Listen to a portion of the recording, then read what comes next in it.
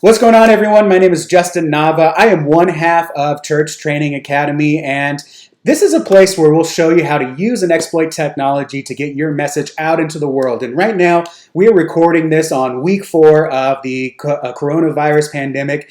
And for most of us, we've been here in our houses for 3 weeks, and we haven't left except for maybe to throw fists at the grocery store, and we're going insane. But that doesn't mean the work stops. The church building may have seemed to be empty parking lot and empty offices, and we're saving money on electricity, but the ministry doesn't stop. And thankfully, because of the time we're in right now, we have the internet, we have cell phones, we have computers, we have laptops and tablets, oh my, to do ministry and still continue to connect with our congregation. And pastors can shepherd, leaders can lead, lay people can lay, and congregants can still participate in Bible study. Enough about that, though. Let's get into it. Today, I want to talk specifically about the church response. I don't want to speculate about what would be good. I don't want to talk about some more ideas. I want to get into the nitty-gritty and share what actual churches are doing. And to help me with that is going to be our good friend Seth Muse. Seth, how's it going, buddy? Hey, man. It is really great. I love listening to the sound of your voice. Those are incredible intros. Excellent job. Oh, well, shucks. Thank you. Okay, so we're keeping you on. So everyone, Seth is still here. We're not going to kick him off. Let me know how my sound is in the live stream. And welcome, William from Chicago. Glad to have you here. Our next guest we have here, of course, like I said, Dave's not here. He's super busy getting the live stream gear guide ready for you guys and a whole bunch of other stuff to prepare. And so Dave kind of had to step aside and say, I've got other stuff to do, more real important stuff that people are just hammering me on, and we want to get it to you. So I'm going to lead this interview. But with me is a good friend of mine. And I say good friend. We've had a few lunches. Their church is now one of my clients. We have Evan Duncan. Evan, say hello.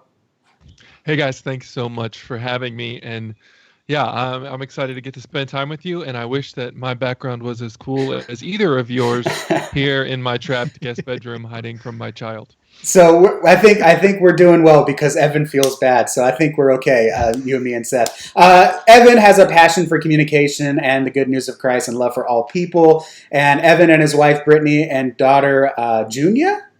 Junia live in Temple, Texas, and that's kind of where I kind of started my family and kind of how I connected with Evan. Evan is a teaching and communications pastor at First Temple and at church. He preaches most Sundays, oversees the communication team and the college ministry. He's a normal pastor with like 3 plates juggling all at the same time. He studied theology and journalism at University of Mary Hardin Baylor, go Crew, and has a Master of Divinity from Baylor's Truett Theological Seminary, and he may or may not have a Boba Fett tattoo. So true facts. Yep. True facts. Maybe or maybe not. Evan, I think we put Seth through this ringer. I have to ask you some questions just to make sure that we want to keep you on the show and make sure that you're someone that we kind of want to continue forward with. So are you ready for some quick fire questions, Evan? Goodness, it's like a blind date. Okay, let's do it. All right, here we go. So I'm going to turn my audio down just a bit because you're saying it's a little loud. Here we go. Evan, coffee or tea? Coffee. Okay, all right. Coke or Pepsi? Coke, but I don't really do the cola thing, but Coke, yeah. Sure. Okay, all right. Star Wars or Star Trek? Now, those are different things. They're both fine, but Star Wars forever. Okay, all right. Seth, are we good? Are we good to continue? Yeah, we're good. Okay. I'd say pass.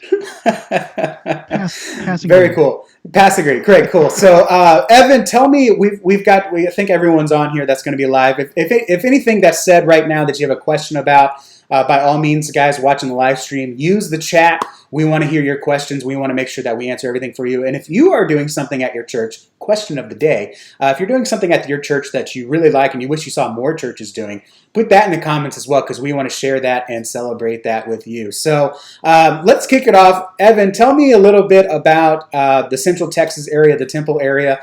How is the pandemic impacting that area, and what are y'all doing to and this is First Baptist Temple, what are y'all doing to kind of respond to all this?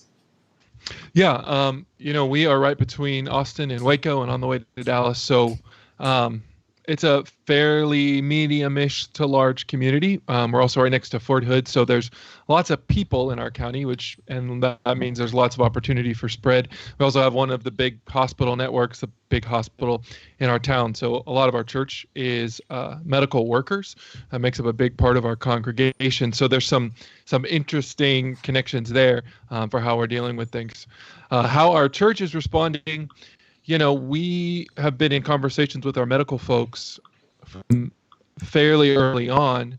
So before the community or the government leaders were making decisions, we were talking with them and hearing that there was a real need to social distance and figure out how to do that well.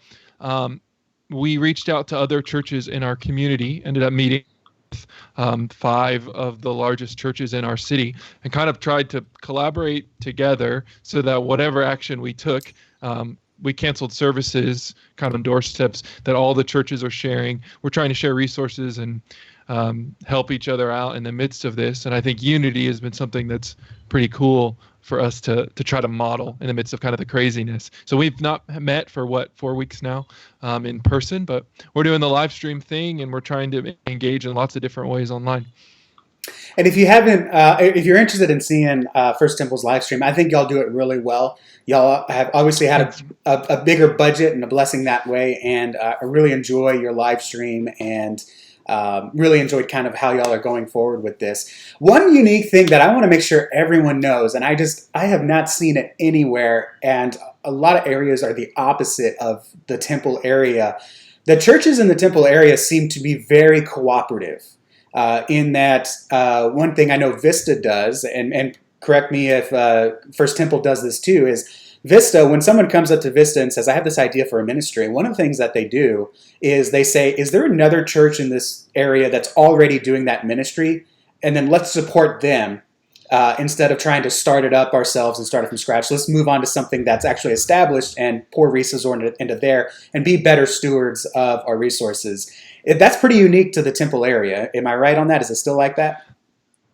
It's absolutely still like that. And yeah, we do the same thing. And so, one of the challenges in church work is, we all want to feel good because look at what we're doing. And often that leads to churches who are not experts in whatever field they're trying to help in, not helping, but feeling good about themselves. And so if we can collaborate to, whether it's with our nonprofit partners in town who have experts in the field or different churches who are doing something already really well, why would we reinvent the wheel? So that is, I think, unique to Temple. We try to collaborate in lots of different ways. It's been really refreshing to be a part of and to try not to think about each other as competitors and get past that to be able to realize that there's one body. I think that says a lot to our community. It doesn't work all the time, and there's all kinds of hiccups that happen, and some meetings go very awry. But the spirit is there, and that's been pretty cool. Cool. How are you getting the information about those things out to your people when you find that thing that's somebody wants to support? You're like, let's support that. What are some of the ways that you're getting that out to people to let them know they can be part of that? Sure. So what we have done is we started doing emails all the time, and then 2 emails a week is what we're doing right now. And then all that content goes straight to our website. We had it as like an update page. We've now just redirected. If you go to our website, that's where you go. It's like the coronavirus response page.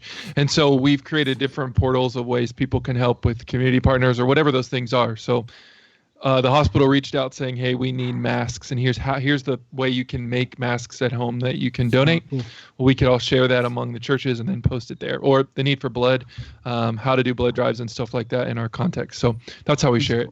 That's great. And that's really good. Evan, move a little bit more to your right because you're starting to fall off the camera. Or move your camera left. Maybe that would be. It's hard for Evan because he can't see what he looks like. Only I can see that. I can. I've got it over here. Yeah. Okay. Great. So this is something that number one thing that I want to encourage you churches to do is so often we get really concerned about what can we do. How can we do it? Our person said that we could do this. And you end up either really stretching your people or you end up doing a lot of things kind of in a mediocre way. And one of the things that Evan's church, First Temple, is doing a lot of really good things really well. But that's kind of the biggest thing to me is I still see the Temple churches in that area, really just cooperating and sharing resources versus I want to start a food pantry, pastor, for everyone that's unemployed. And there's already 3 other ones run by churches, and they're all half stocked.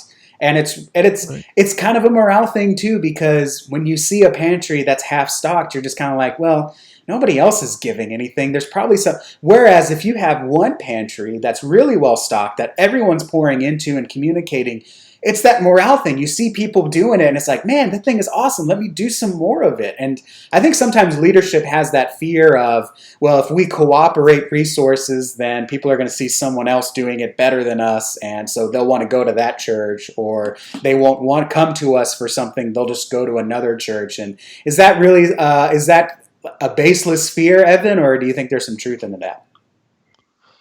I mean, there's absolutely truth that you're going to get church hoppers, right? Yeah. You have to not care about the church hoppers. I mean, at the end of the day, they're going to hop when they hop. So if that's what we're worried about is fighting over the church hoppers, that's a very unhelpful and unhealthy model.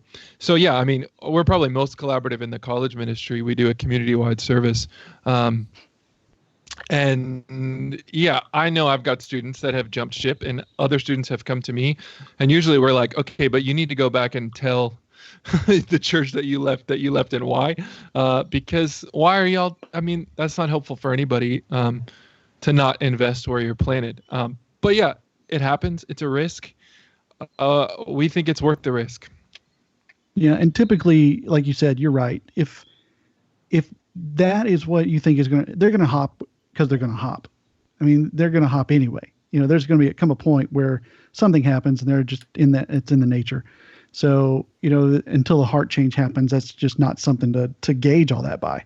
Because anytime you do something collaboratively, you're going to have that opportunity to see what other churches do, and there's going to be some of that sharing of people. But at the end of the day, like you're right, it's one big church.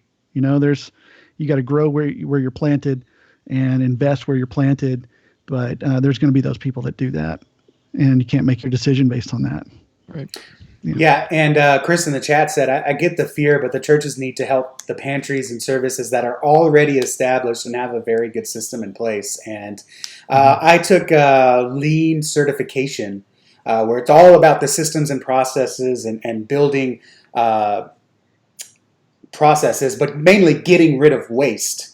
Wasted time, wasted workers, waste of value, just all the different waste and wasted inventory.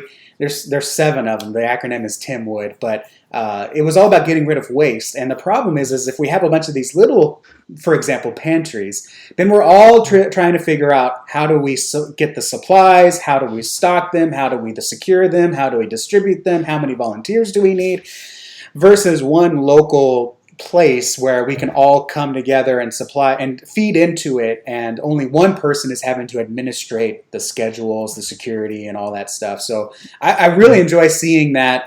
Tell me, Evan, how has your live stream changed? Or obviously the viewership has gone up because no one can go to church, but tell me about y'all's live stream and what you've seen change there.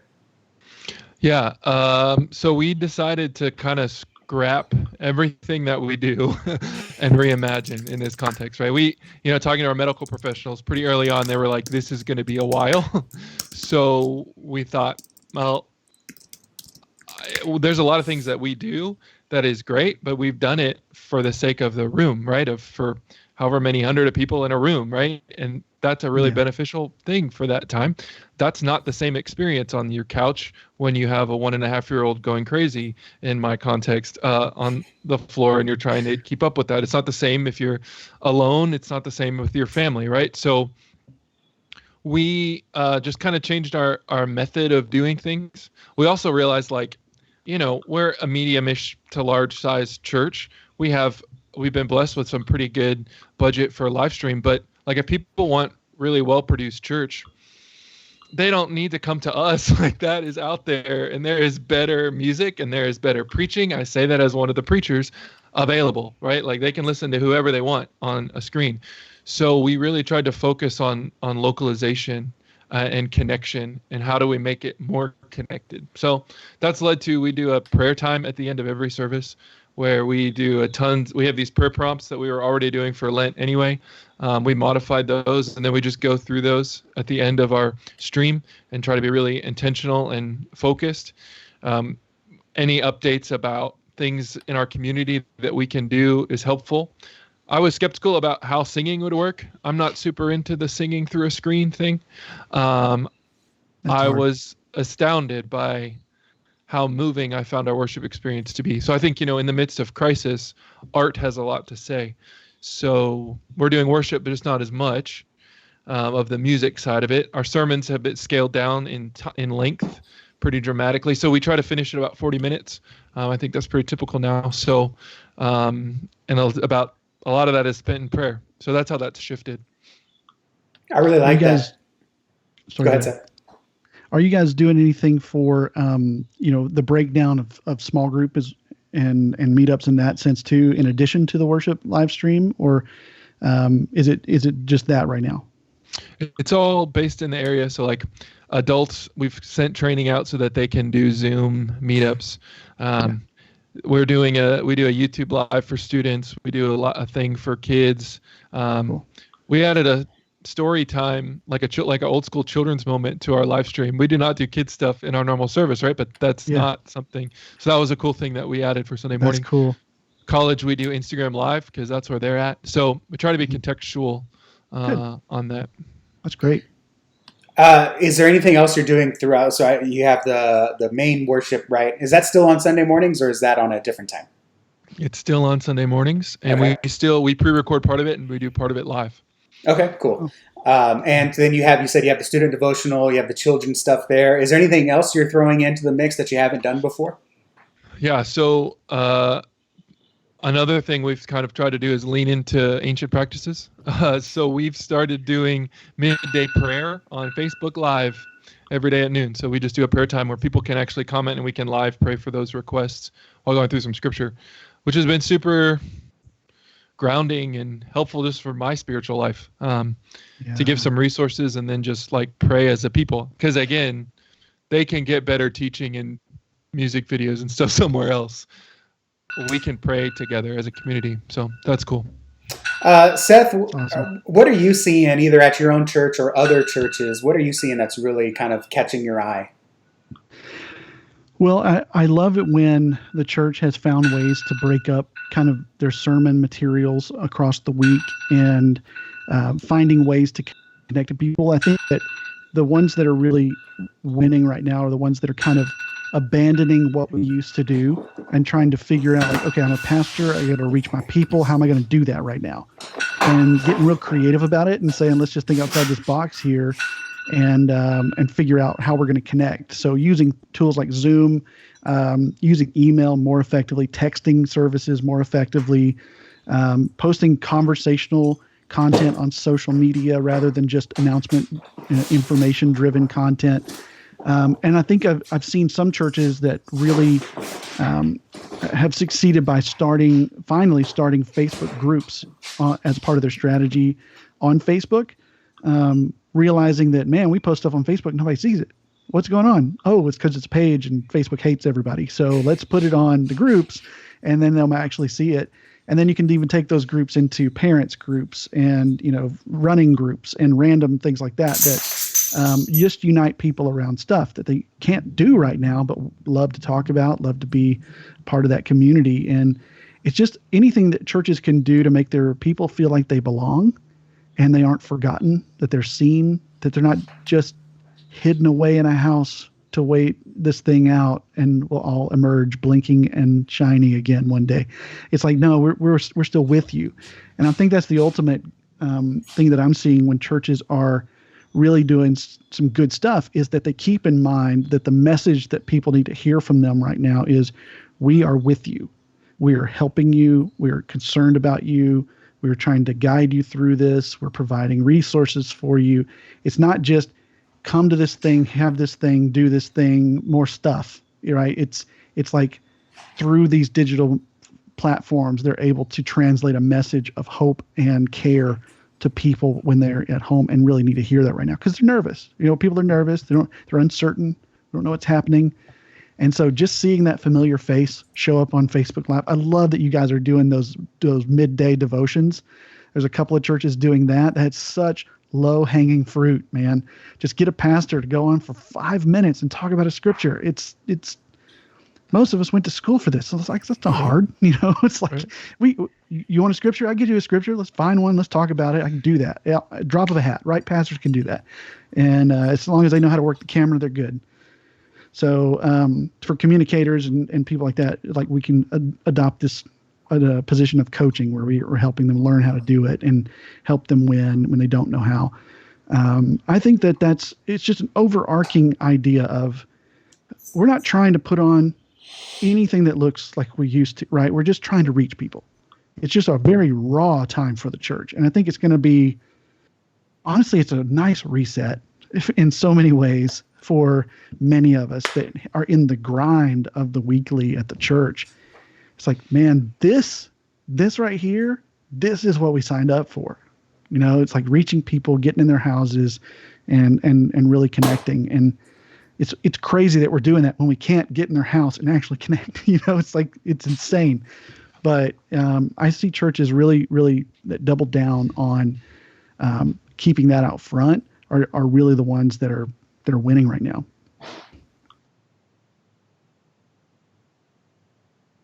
There we go. So you don't want to put it, you don't literally mean like winners and losers of church, but they're the ones that are making an impact right now, right? Like, oh yeah. Yeah, it's let me ask you this. Have either of you seen anything where there's a lot of feedback? Because I feel like I'm the only one that's seeing it, or at least that will admit to it, that some pastors say, I can't go live from my house. I have to preach from the pulpit.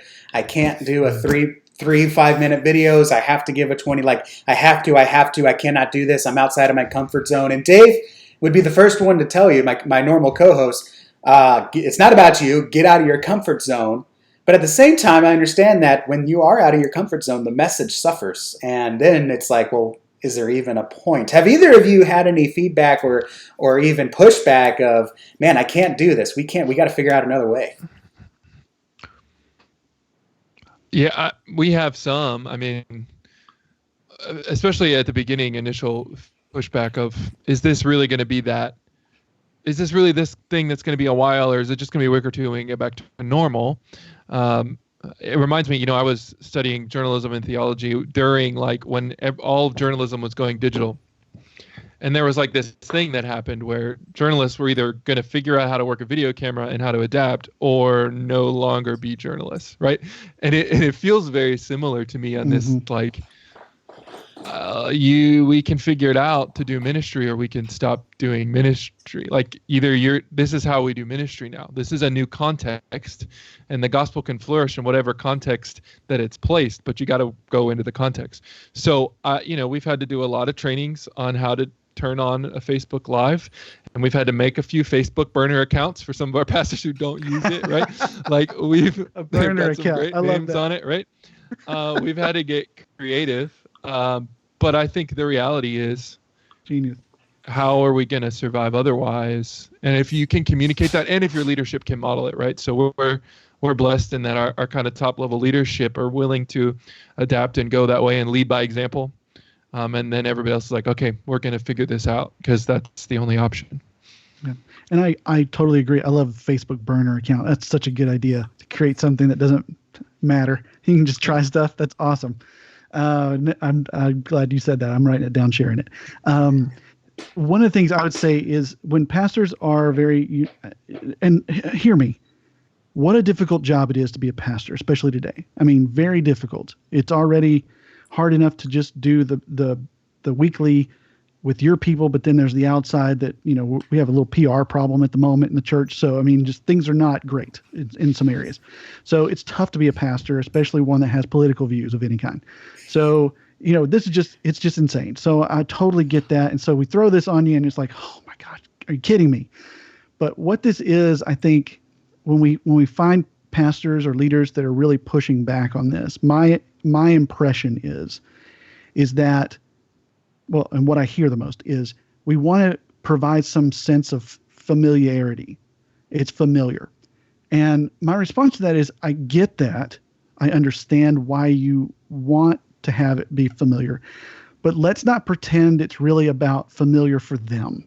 It's really more about being familiar for you. And that's what you're comfortable with. That's what you know best. And I don't think that any of us really got into ministry thinking that we're going to figure it out and then we're going to be able to just set autopilot and it's going to be great. This kind of stuff is expected. This is what we do. We have to adapt. We have to figure it out. We have to mold in our ministries into what works in the context we're in. And right now, the context is this. And it will go back to a point where we're having in-person services, I think, unless this is the zombie apocalypse. Who knows? But I think we're definitely going to go back, right? We'll have the point where we're meeting again. We're having our services. And people are going to know what we can do on digital and wonder why we don't keep doing it when they're already there. I mean, that's the mission field of 2020, and people are going to wonder why pastors are not showing up in it. And I think that's going to be a problem if we're not prepared for that. So looking at, yes, now we're making adjustments to figure out now, but it's not just now. It's past this. Even though we might go back to services, online ministry has to lose this. It's online ministry. It loses the quotation marks. It has to be part of our strategy and what we're doing as a whole and part of what we're thinking about. So when we're planning a service, we're planning a flow, we have to think about not only what's good for the people in the room, but what's good for the people at home. We have to think about how it's going to look online, how it's going to look later. And that's just a very real reality that I think we're being forced to adjust to right now that we're not going to really be able to go back from, in a way. Yeah, I really like that, and I really like how you said, it's about familiarity with the people, because that's what I hear a lot too. But really, it's also familiarity for the pastor. Now, let me flip it on a dime, but then also clarify it, because I don't want Dave to think that, oh, Justin, man, he's so old school. I can't believe he's against all this. Let me just make sure. Let me put some context to it, because I heard this story yesterday from a pastor friend, and it really makes you realize how much the tech guys, and I try to bring this grounding to the Church Training Academy audience, because so often as tech guys, we focus on the tech, right? We are, we look at a $13,000 proposal, and then we look at a $500,000 church budget, and we say, why can't we get this done? Why can't the pastor come help me with this? Why can't the pastor free up 30 minutes of his time to come record a video, and then I'm going to edit it, I'm going to audio it, I'm going to put it on the presentation computer, I'm going to run it on Sundays, I have the hardest job, why can't pastor help me out with this? And even more so right now, pastors at home. Why can't pastor just go live with the video? Why can't pastor learn how to use Zoom? Why can't pastor do all this? Let me flip it for you, okay? A pastor that I spoke to yesterday, a pastor I spoke to yesterday told me this story, that someone in his flock, the husband in his flock, his wife is in the hospital dying because she caught coronavirus and had an immunocompromised system. So she's dying in the hospital, and her husband and kids cannot visit her on her basically deathbed because the hospital's on lockdown. He has to shepherd that family right now. And he basically can't get to the wife because she's, in whatever situation. And the husband has to take control of the kids and also be a husband. Now we have to plan for what's going to happen. And the pastor's going to have to figure out a remote funeral service and how they're going to plan this funeral service and burial and respect the family's wishes and get all that together. And he knows that, he's going to have to ask the tech guy to help him out with that. And that's another thing that he has to put on the tech guy, which maybe he doesn't want to do, but he knows he's going to have to. And he knows you're working really hard as the tech guy. But the pastor's dealing with that. He's also throwing fists at the grocery store to buy groceries for the elderly people in your congregation, while at the same time, he's got kids at home, maybe a wife at home, that he's got to take care of and manage. And the wife has probably maybe another job that she has to work from home. So now he's sharing his office. That gets really stressful. And so as a tech person, I get you. I get that you're like, man, why isn't Pastor on board with all this stuff? How hard is it just to take 30 minutes and record a video? I'll record the video. Why can't? Because Pastor's being a pastor right now. He's being a shepherd in a very unique time. And this is not only the technology is new for him, but also, especially if he's an extroverted pastor, this whole ministering without actually seeing people is really hard for him. And I think a lot of us techie guys are introverts, and we're loving this time of social distancing. But as extroverts are suffering. They have no That's energy. true. They're getting depressed. We're not getting enough sun as it is already. And if your pastor's an extrovert, it's especially hard for them. So I get you techies when you're like, why can't pastor just be on a live stream while he's working right now? He doesn't have to prep 8 hours a week anymore to do a sermon, right? He's not meeting with people at Starbucks. Well, he's trying to track down people, call them, figure that out. And he's hopefully being fed into by the deacons, which means the deacons are also kind of being busy right now, or elders or whatever leadership. So I get you techies. It's frustrating, but I want to also contextualize it and let you know pastor's busy. Pastor's being a shepherd. A pastor doesn't stop being a pastor just because he's at home and can't go to the church office. So I just want to make sure that you understand that this is a hard time for them too. And I do like what Chris says. Chris is going to flip the dime again. The truth is, if these pastors got on board before the pandemic, it would not have been a big issue for these pastors. And that's what we talked about yesterday on our live stream with Luria, was Tommy's been live streaming for 2 years. And he was prepared for this because he has more people streaming now than ever attended in person at his church. And I think that's huge, and he was prepared. But let's just be honest, pastors weren't ready. Okay, no one was ready for this. Hospitals weren't ready. Really Government wasn't ready. You weren't ready. Our family wasn't ready. Our school wasn't ready. I wasn't ready. I have to figure out how to be a teacher. And me and my wife, what's the opposite of a calling? Some people are called to be teachers. We are magnetically repelled to be teachers. No one wants me teaching their kids. I don't need to remember how to multiply fractions right now. It's not part of my life, but I got to because my kids are dealing with it. Oh, it's incredibly difficult. Yeah, incredibly difficult time. What's even worse is I'm having to Google how to do my first graders' homework. Like, what is expanded form? I know with the cubes. Yep. I'm going to drop my daughter off with you, Seth. Now they draw a picture. And I had to Google that. I had to Google what that was. I forgot. Dude. Yeah. And go ahead, Evan. I would echo kind of some of what you're saying too. Like, we've been doing stuff like, online for a long time, but last week I preached for the first time to a camera and a camera alone.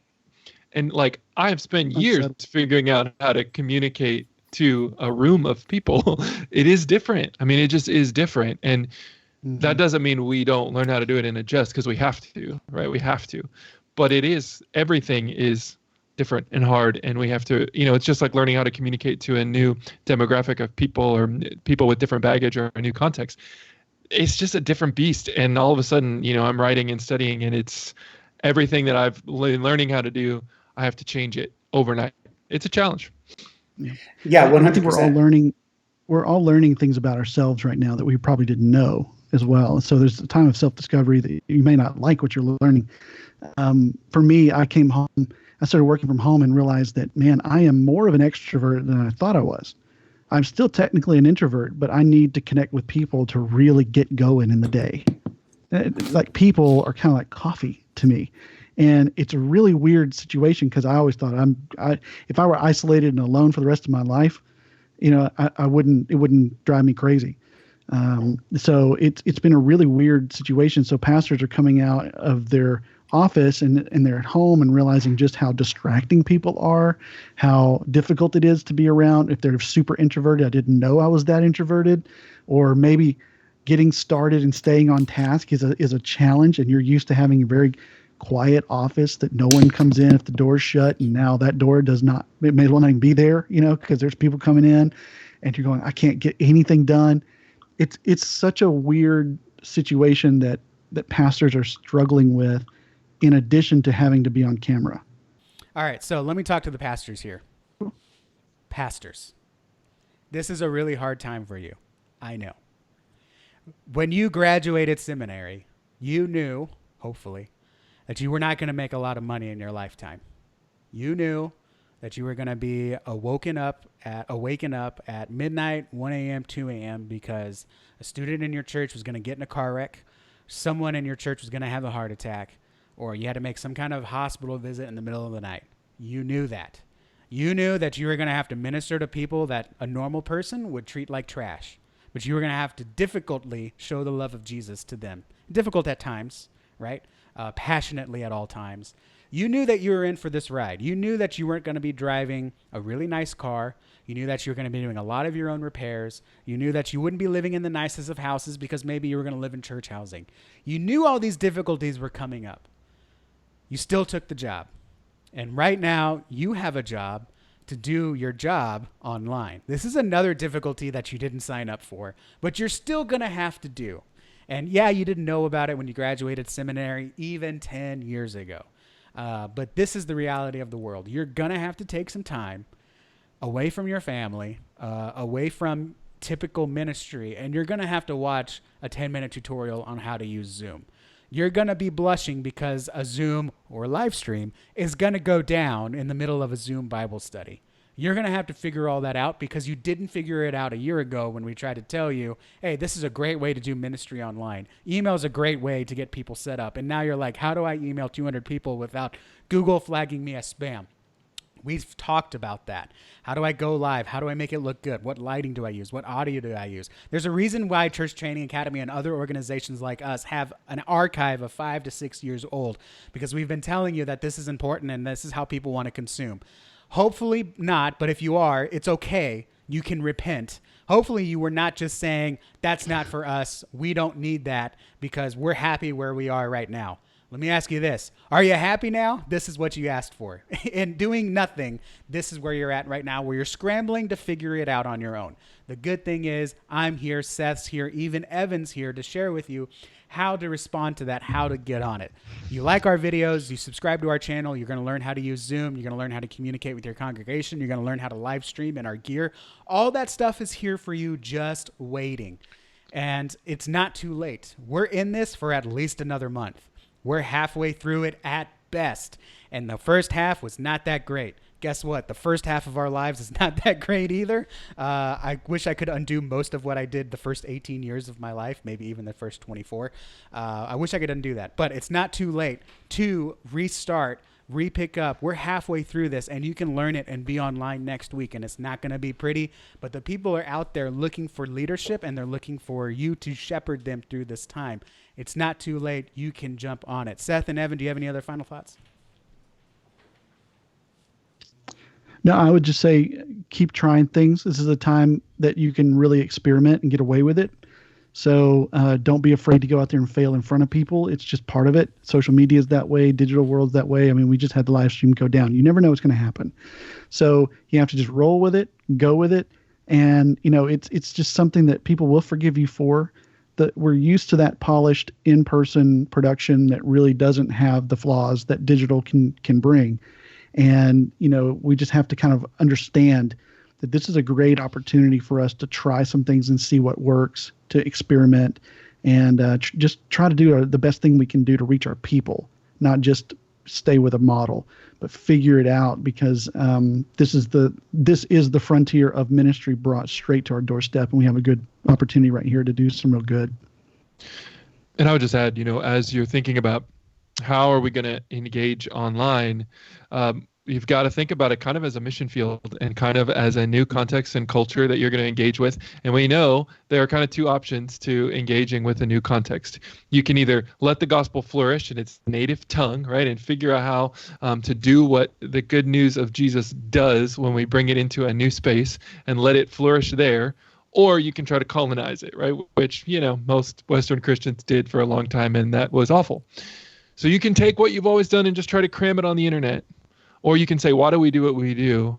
Is there a way to reach those ends in this new context, in this new, and then just play with it, experiment, try it out, see what works, see what doesn't. Who cares if things break or the lighting is bad or you make a mistake? Or the other day I was Instagram Live and I was trying to invite somebody to an interview and I turned on filters and there was hearts and it was a whole thing.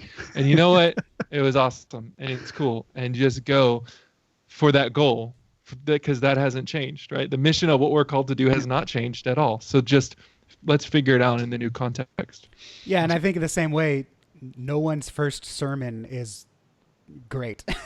I remember the first time, I've never preached a sermon into church, but the first time I spoke in front of church, if it was that thing where if you fast forward through it, you start to realize that I just rock.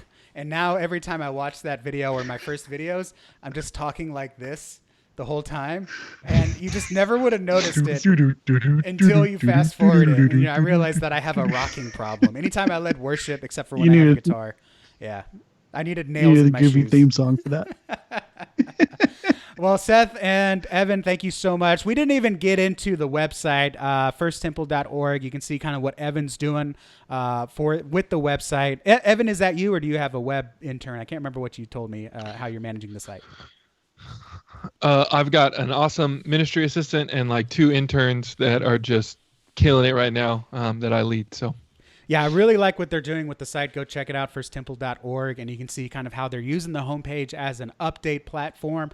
There's a couple other places that are doing really well. People are not going to be at your church on Sunday, so consider taking that nice congregation picture off your homepage and put a nice picture of your pastor with a cup of Joe. Good point. Get that off your website, change it up. Evan, stop drooling. I know you're going to go do that right now. Just kidding. And then you've even got you got a nice scrolling homepage of just updates, and I really, really like that. Evan, if anyone wants to connect with you or ask you more questions, where can people find you? Sure. Probably the best place is Twitter, maybe Instagram. It's both at Evan Duncan, EvanDuncan. Cool. And Seth, if people want to connect with you, I didn't even give you an intro. Everyone, this is Seth from SethMuse.com. Welcome, Seth. If people want to find out more about you or talk to you, where can they connect? Good to be here, Justin. Thanks for having me. You can just go to SethMuse.com. I'm also on Instagram pretty actively at SethMuse. Those are probably the best 2 places to connect with me. On the website has everything. So SethMuse.com. Cool. Evan, there's a couple of quick fire questions I would be remiss to not ask you real quick. Anthony in the chat wants to know, what parts of Sunday worship are pre-recorded? Yeah, right now, it's probably going to shift as we go, but right now we do a live intro and we cut to a pre-recorded worship that we do ahead of time, as well as like some giving stuff. And then we do a kid story and use that kind of to bump us usually right into a live sermon. And then we just switch cameras to go right to the live prayer prompts. And cool. Are you having people film that and then send it to you in their own homes and then put it all together at the end? Some of it. Yeah. Some of it is like that. In our stay-at-home order or whatever, there's like an expectation that churches can use their facility with very small groups. So we use our facility with a handful of people at a time, like 5 or 7 or something like that, all kind of spread out. And so we do that throughout the week until the live part. Yep. And Anthony also wants to know, what provider do you use for online giving?